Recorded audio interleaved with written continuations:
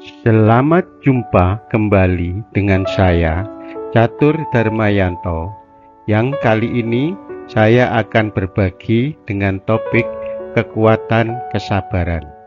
Kekuatan dari suatu kesabaran, insya Allah dapat mengantarkan kita pada kehidupan yang damai dan dapat menyelesaikan setiap persoalan yang kita hadapi dengan baik. Meskipun demikian, sedikit sekali dari kita yang mau memanfaatkannya.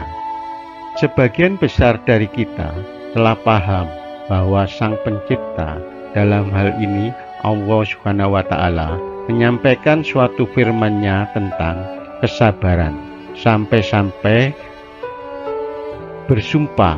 Hal ini tertuang dalam surat Al-Qur'anul Karim, surat ke-103, yang terdiri dari 3 ayat yang diartikan sebagai berikut.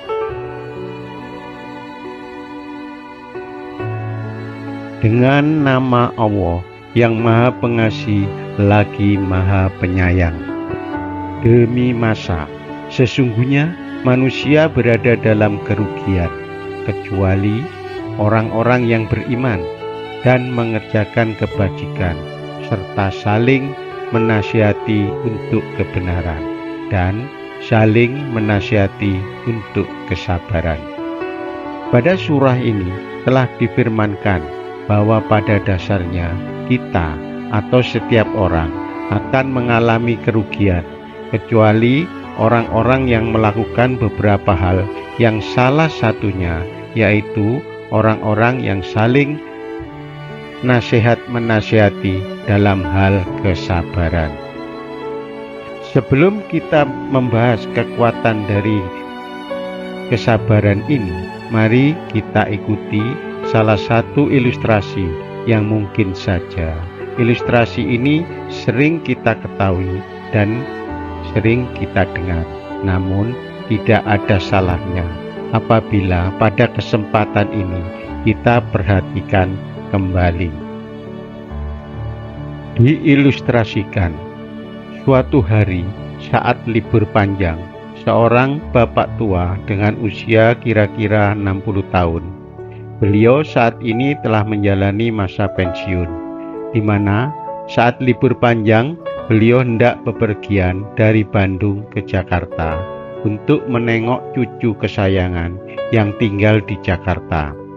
Dengan menggunakan angkutan umum, bus antar kota, antar provinsi, beliau berangkat ke Jakarta. Dengan penuh semangat dan tenang, beliau naik bus. Selanjutnya, bus meninggalkan terminal dan melaju dengan cepat. Sesampai di salah satu rest area, seperti biasanya, sang supir menghentikan busnya dan mengumumkan kepada seluruh penumpang untuk beristirahat sejenak, serta mempersilakan penumpang turun untuk istirahat, sholat, dan makan siang.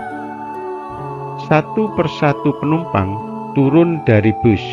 Nampak hampir seluruh penumpang dan kru bus langsung menuju ruang makan untuk menyantap makan siang. Sementara bapak tua menuju musola untuk melaksanakan kewajiban seorang muslim, yaitu sholat di musola yang ada di rest area tersebut. Bapak tua melaksanakan sholat begitu khusyuknya, bahkan zikir dan doanya dilakukan agak panjang.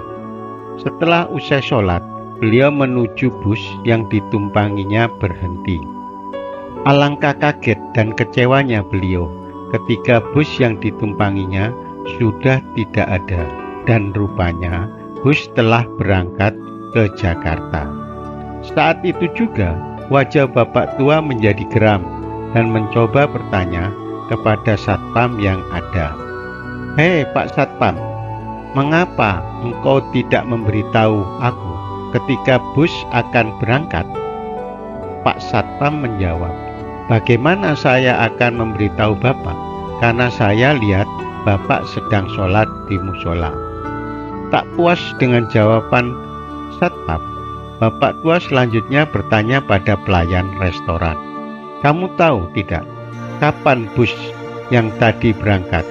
Pelayan menjawab, "Maaf Pak, saya tidak tahu kapan bus itu berangkat."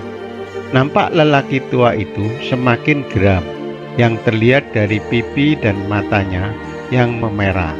Lalu sambil berkacak pinggang, menghampiri pelayan restoran yang lain sambil membentak, "Kamu mengapa tidak memberitahu saya? Saya ingin menengok cucu kesayangan saya yang ada di Jakarta. Kalau begini bisa fatal akibatnya." Pelayan restoran dengan ringan menjawab, "Pak, nggak usah terlalu gelisah dan marah-marah. Menurut saya, Bapak sebaiknya pesan secangkir kopi dan menunggu bus yang lain, karena hampir setiap setengah jam sekali ada bus jurusan Bandung-Jakarta yang berhenti di restoran ini, dan nantinya Bapak bisa ikut naik bis tersebut." Rupanya, meskipun masih dalam kondisi marah, bapak tua masih sedikit bersabar dan mendengarkan saran dari pelayan tersebut. Dengan memesan secangkir kopi, dan bapak tua mencoba menikmati setiap tegukan kopi walaupun masih kelihatan gelisah. Sebagaimana orang pada umumnya, apabila kondisi sedang marah, membuat pikiran menjadi butek dan tidak objektif dalam melihat setiap persoalan. Bisa jadi, apabila tidak diingatkan pelayan restoran, mungkin saja bapak tua masih dalam kondisi uring-uringan. Tidak begitu lama kemudian, datang bus lain yang baru datang dari Bandung. Bapak tua itu pun segera menaiki bus tersebut dan segera melaju meninggalkan rest area untuk menuju Jakarta. Setelah beberapa kilometer, bus yang ditumpangi bapak tua melaju menuju Jakarta. Di tengah perjalanan, bapak tua menyaksikan kecelakaan bus yang terjungkir balik dan posisinya tersangkut pada pepohonan teh, di mana terlihat beberapa orang meninggal dunia dan beberapa orang terluka parah. Dari apa yang disaksikan bapak tua, beliau mengenal betul bahwa bus yang terjungkir adalah bus yang semula ia tumpangi dari Bandung dan yang meninggalkan beliau di rest area, dan oleh karenanya beliau tertegun melihat kejadian naas ini, karena beliau sama sekali tidak mengira bus yang meninggalkan beliau di rest area telah mengalami kecelakaan yang parah. Begitu menyaksikan tragedi yang menimpa sebagian penumpang bus yang terbalik, lidah, bibir, dan sikap yang semula digunakan untuk marah-marah saat ini berbalik menjadi ucapan yang indah lagi syahdu, di mana bibir Pak Tua secara beruntun dan tanpa putus dengan kalimat hamdalah, alhamdulillah. Dari yang diilustrasikan tersebut, mungkin saja kita juga akan bersikap yang sama apabila menghadapi kejadian seperti yang diilustrasikan, di mana kita bisa jadi tidak memiliki kemampuan atau ketidakmauan untuk tetap bersabar. Mengapa orang tidak dapat memanfaatkan kesabaran secara lebih baik dalam hidupnya?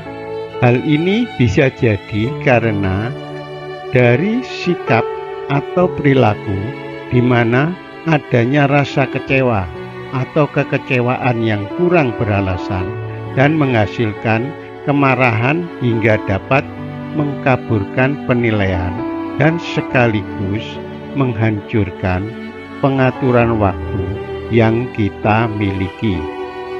Dari sisi kejiwaan, di mana adanya kecenderungan dalam memberikan reaksi secara berlebihan, mungkin saja adanya stres atau jiwa yang tertekan, sehingga Dengan mudahnya kita membuat keributan secara keterlaluan, sampai-sampai tidak lagi memiliki kepala dingin.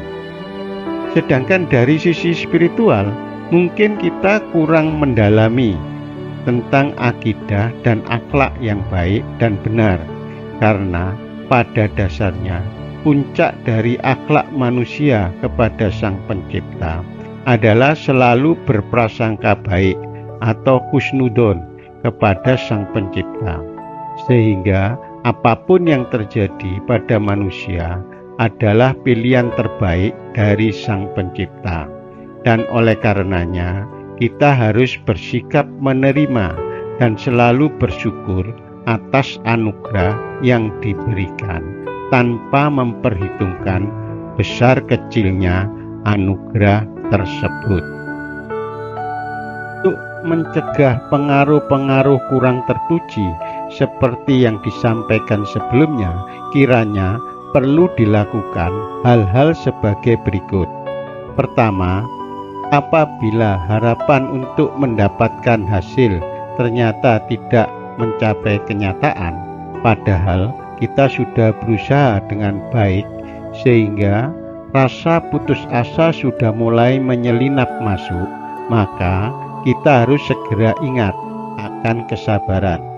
Singkatnya, kita tidak harus tercekam pada kekurangan-kekurangannya, tetapi justru berusaha untuk memusatkan diri pada imbalan akhir dari teguhnya kesabaran tersebut.